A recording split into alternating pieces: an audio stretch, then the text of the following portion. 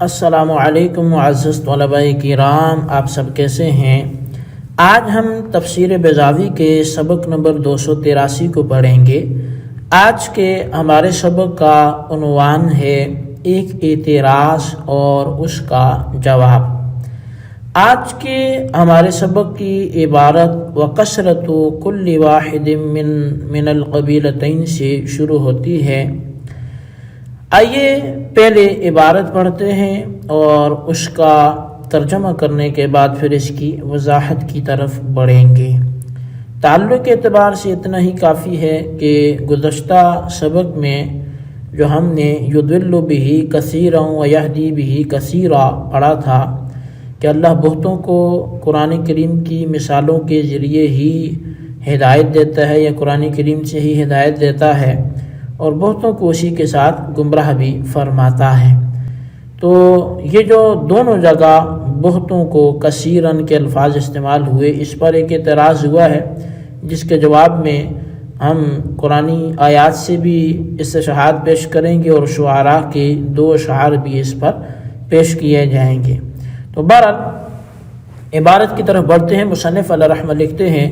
وَكَثْرَةُ كُلِّ وَاحِدٍ مِّنَ الْقَبِيلَتَيْنِ بِالنَّظْرِ إِلَىٰ أَنفُسِهِمْ لَا بِالْقِيَاسِ إِلَىٰ مُقَابِلِيهِمْ، اور فریقین کی میں سے ہر ایک کی جو کثرت ہے وہ ان کی اپنی ذات پر نظر کرتے ہوئے ہے، نہ کہ ان کے مقابل کی طرف قیاس کرتے ہوئے ہے۔ فَإِنَّ الْمَهْدِيِّينَ قَلِيلُونَ بِالْإِضَافَةِ إِلَىٰ أَهْلِ الضَّلَالِ، اس لیے کہ ہدایت یافتہ لوگ جو ہیں وہ کم ہیں بنسبت گمراہ لوگوں کی۔ کما قال تعالی قلیل ما ہم وقلیل من عبادی الشکور، جیسا کہ اللہ تبارک و تعالی نے ارشاد فرمایا کہ ان میں سے وہ تھوڑے ہیں، اور قلیل من عبادی الشکور، اور میرے بندوں میں شکر گزار تھوڑے ہی ہیں۔ وَيَحْتَمِلُ أَن يَكُونَ کثرت الضالین من حیث العدد وکثرت المہدیین باعتبار الفضل والشرف، اور یہ بھی احتمال ہے کہ ضالین کی کثرت تعداد کے اعتبار سے ہو، اور ہدایت یافتہ لوگوں کی جو کثرت ہے وہ فضیلت اور شرافت کے اعتبار سے ہو۔ کما قال المتنبی، جیسا کہ متنبی شاعر نے کہا کہ قلیل اذا عدوا کثیر اذا شدوا، کہ وہ بہت تھوڑے ہیں جب گنے جائیں اور بہت زیادہ ہیں جب ان سے جنگ کی جائے۔ وقال ابو تمام، اور ابو تمام دوسرا شاعر جو ہے یہ بھی جیسا کہ کہتا ہے کہ ان الکرام کثیر فی البلاد، بے شک جو شریف لوگ ہیں، شرفاء ہیں، وہ شہروں میں زیادہ ہیں، وَإِن قَلُّوا، اگرچہ تھوڑے ہیں، کما غیرہم قل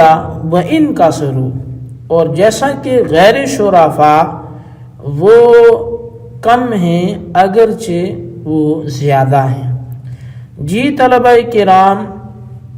یہ تھی ہمارے آج کے سبق کی عبارت اور اس کا ترجمہ۔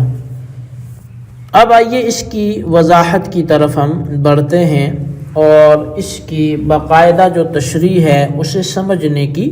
کوشش کرتے ہیں۔ اصل میں ما قبل سبق میں یضل بہ کثیرا ویہدی بہ کثیرا پر ایک سطحی سا اعتراض ہوتا ہے، اور وہ یہ ہے کہ حقیقتاً اگر اضلال کثیر کا ہوا ہے تو پھر ہدایت یافتہ لوگ قلیل ہوں گے، یعنی اللہ تبارک و تعالیٰ نے بہتوں کو گمراہ کیا، تو اس کا مطلب ہے کہ کم ہیں جو ہدایت والے ہیں، کیونکہ زیادہ تو گمراہ ہو گئے۔ اور اگر ہدایت زیادہ کی ہوئی ہے کہ اللہ تعالیٰ نے وَيَهْدِي بِهِ كَثِيرًا، اس کے ذریعے بہتوں کو ہدایت دیتا ہے، اس کا مطلب ہے پھر جو گمراہ لوگ ہوں گے وہ کم ہوں گے، کیونکہ ایک جانب کثرت ہوگی تو دوسری جانب لازمی طور پر قلت ہوگی، اور اگر ایک جانب پر قلت ہوگی تو دوسری جانب پر لازمی طور پر کثرت ہوگی۔ تو یہ بھلا کیسے ہو سکتا ہے کہ جو گمراہ کیے وہ بھی زیادہ ہیں اور جو ہدایت یافتہ ہیں وہ بھی زیادہ ہیں؟ تو قلت اور کثرت جو ہے وہ ایک جانب میں ہوگی، اگر ایک جانب قلت ہے تو دوسری جانب کثرت ہوگی۔ تو یہ ایک اعتراض تھا جو یضل بہ کثیرا ویہدی بہ کثیرا سے حاصل ہونے والے معنی پر ہوتا تھا۔ اب اس کا جواب جو ہے وہ شارح نے جو دیا ہے وہ میں عرض کرتا ہوں، لیکن اس سے پہلے ایک جواب اس کا علامہ زمخشری نے بھی معتزلی نے دیا ہے۔ وہ یہ دیا جی کہ جو پہلے والی کثیرن سے زیادہ ہونا مراد ہے، تو وہ یہ ہے کہ پہلے والے جو کثیرن ہے نا یضل بہ کثیرا، تو اس سے زیادہ ہونا مراد ہے۔ اور اب یہ جو زیادہ جو ہوں گے تو مطلب یہ ہے کہ جو گمراہ لوگ ہیں وہ بھی زیادہ ہیں، جو ایمان والے ہیں وہ بھی زیادہ ہیں، تو کثیرن سے یہ مراد ہے، تو لہٰذا اس میں کوئی تعارض نہ ہوگا۔ یہ زمخشری نے جو جواب دیا، جبکہ قاضی صاحب نے جو اس کا جواب دیا تو وہ زمخشری پر ایک منکرانہ تعریض بھی کی اور فرمایا کہ اصل میں ہر دو جگہ کثرت سے حقیقی کثرت ہی مراد ہے، اور اس میں کیا شبہ ہے کہ فی نفسی اہل ہدایت بھی وہ اچھی خاصی تعداد میں ہیں اور اہل گمراہ بھی وہ اپنی ذات کے اعتبار سے بہت ہیں، تو گویا اہل گمراہی کے مقابلے میں اہل ہدایت قلیل ہیں، کیونکہ اللہ تبارک و تعالی خود قرآن کریم میں ارشاد فرماتا ہے قلیل ما هم۔ اب یہ سورہ سواد آیت نمبر 24 میں فرمایا، اسی طرح سورہ سبا آیت نمبر 13 میں فرمایا قلیل من عبادی الشکور وقلیل من عبادی الشکور، کہ میرے بندوں میں شکر گزار تھوڑی ہیں۔ تو اب یہ حصی جو تعداد ہے، یعنی ایک جو اس کو محسوس کیا جا سکے، گنا جا سکے، تو اس اعتبار سے جو مومنین ہیں، جو ہدایت یافتہ ہیں، تو وہ لوگ تھوڑی ہیں۔ البتہ پھر ان کو جو کثیرن فرمایا گیا تو اس کثرت سے مراد کیا ہے؟ تو قاضی صاحب فرماتے ہیں کہ اصل میں جو عدد اور حصی تعداد ہے اس اعتبار سے کثیرن کا تعلق جو ہے وہ گمراہ لوگوں سے ہے کہ وہ زیادہ ہیں، لیکن جہاں عزت اور شرف کی بات ہے، مقام کس کا زیادہ ہے، مرتبہ کس کا زیادہ ہے، بزرگی کس کی زیادہ ہے، عزت کس کی زیادہ ہے، تو وہ اگرچہ حصی تعداد میں مومنین تھوڑے ہیں لیکن شرف اور بزرگی کے اعتبار سے ان کا فضل، ان کا کرم زیادہ ہے۔ تو یہاں پر اس اعتبار سے کہ اولاً کو زیادہ من حیث العدد کہا گیا اور ثانیاً کو جو زیادہ ہے وہ من حیث الشرف اور فضل کے کہا گیا ہے۔ اچھا، اب اس پر متنبی کا شعر بھی پیش کیا کہ دیکھیں وہ کہتا ہے قلیل اذا عدوا کثیر اذا شدوا، کہ ایک ہی طرف اس نے قلیل کو بھی منسوب کیا اور اسی طرف اس نے جو کثرت ہے اس کو بھی منسوب کیا کہ تعداد میں اگرچہ تھوڑے ہیں لیکن قوت میں بڑے زیادہ ہیں۔ اچھا، اسی طرح ابو تمام نے بھی جب شعر لکھا کہ شہر میں جو شرفاء ہیں وہ کثیر ہیں اگرچہ